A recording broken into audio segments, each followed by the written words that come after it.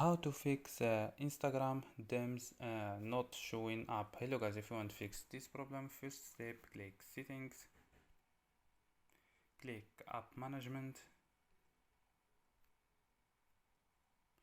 and click app list.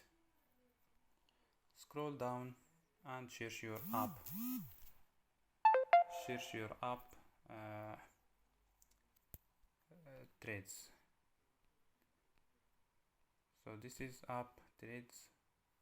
Click for stop and click for stop this app. Okay. Click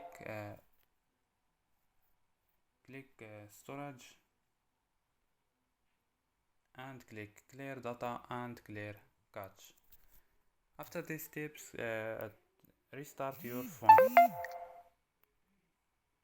So don't forget like and subscribe. Bye.